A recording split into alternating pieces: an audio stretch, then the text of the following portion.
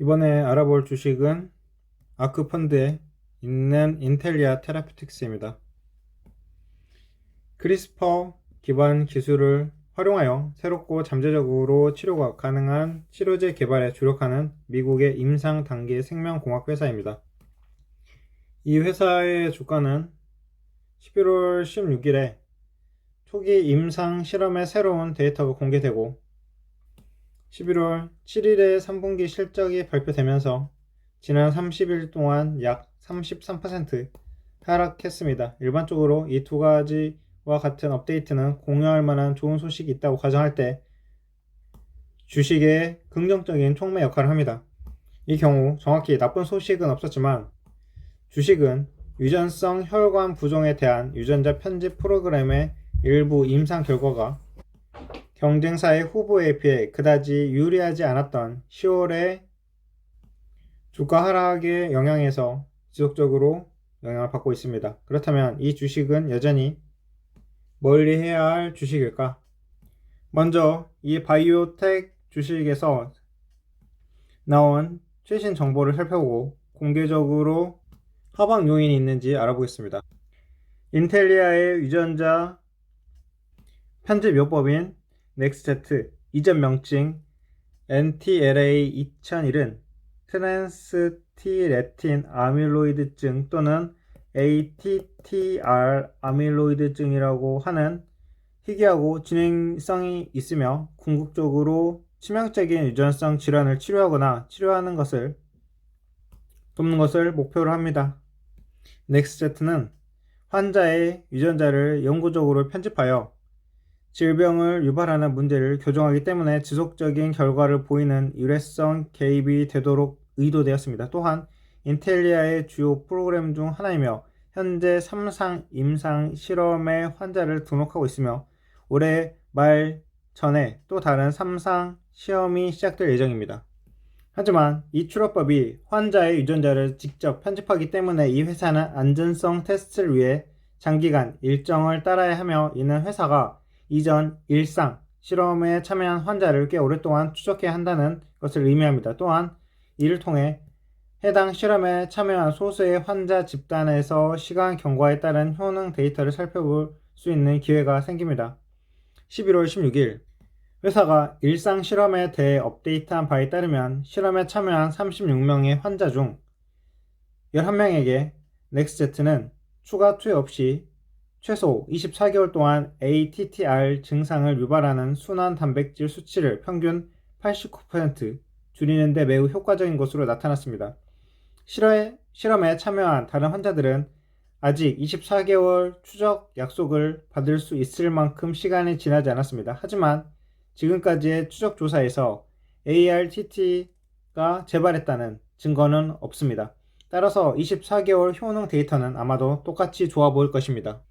인텔리아는 이러한 데이터가 넥스제트가 질병의 진행을 늦추거나 중단시켜 환자에게 이로운 방향으로 질병의 진행 과정을 바꿀 수 있음을 나타낸다고 언급하고 싶어 합니다. 그럼에도 불구하고 넥스제트의 안전 데이터는 여전히 덜 고무적이며 이는 투자자들이 주식을 매도하도록 동기를 부여하는 데 한 가지 요인일 수 있습니다. 이러한 문제가 치료 자체와 관련이 있는 것으로 입증되진 않았지만 소수의 환자는 치료를 받은 후에도 여전히 심무전과 같은 심혈관 문제를 겪었습니다. 이에 대한 한 가지 설명은 ATTR 아밀로이드증이 시간이 지남에 따라 환자의 신체에 점점 더 해롭기 때문에 넥스제트로 치료하면 더 이상의 손상을 막을 수 있을 뿐 이전에 축적된 손상을 치유하지 못한다는 것일 수 있습니다. 이는 넥스제트가 설계한 것이 아닙니다. 다시 말해 넥스제트의 성과에 대한 시장의 기대치는 비현실적으로 높을 수 있지만 여전히 해결하는 질병에 대한 치료법이 될 수 있음에도 불구하고 말입니다. 여전히 큰 함정이 있을 수도 있는데요. 인텔리아는 넥스제트가 상용화된다면 전 세계적으로 ATTR과 그 다양한 하위 유형을 가진 55만 명의 사람들에게 접근 가능한 시장을 가질 수 있으며 이 상태에 대한 개입 시장은 2029년까지 연간 110억 달러 이상의 가치가 있을 수 있다고 생각이 됩니다. 시장의 5%만 차지하여 몇 년 동안 보유하더라도 넥스제트는 빠르게 블록버스터 약물이 될 것이고 바이오텍의 현재 매출 수익인 0달러의 극적인 추가 수익이 될 것입니다. 프로그램의 초기 단계 데이터가 계속해서 상황이 제대로 진행되고 있음을 시사한다는 사실은 투자자들이 후기 단계 시험이 성공할 가능성이 높다는 확신을 줄 것입니다. 게다가 인텔리아는 3분기 현재 현금, 등가물 및 유동성이 있는 증권으로 9억 4,470만 달러를 보유하고 있습니다.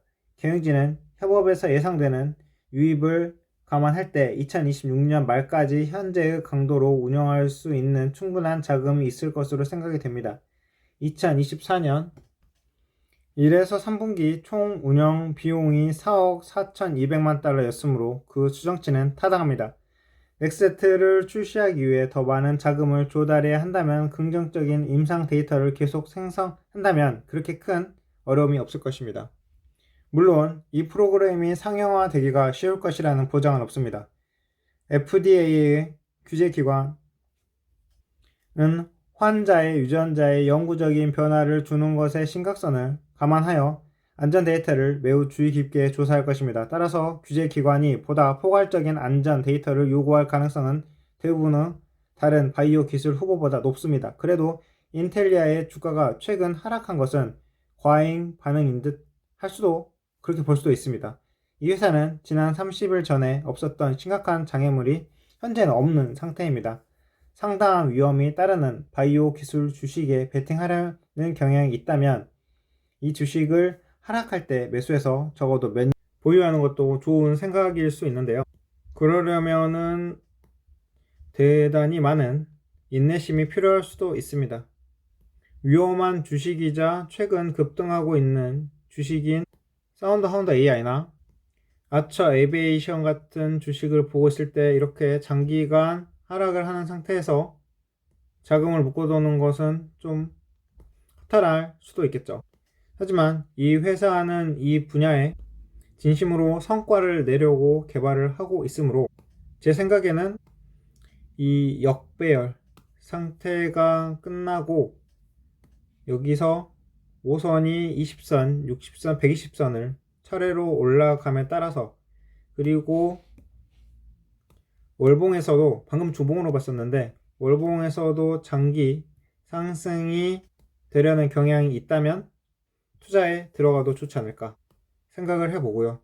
일단 이번 영상에서는 캐시우드가 투자한 회사에 어떠한 잠재력이 있고 상승할 요인이 있는지에 대해서 알아봤습니다. 마지막으로 다시 짚어보는 것은 이 회사는 아직 이익이 없는 회사다.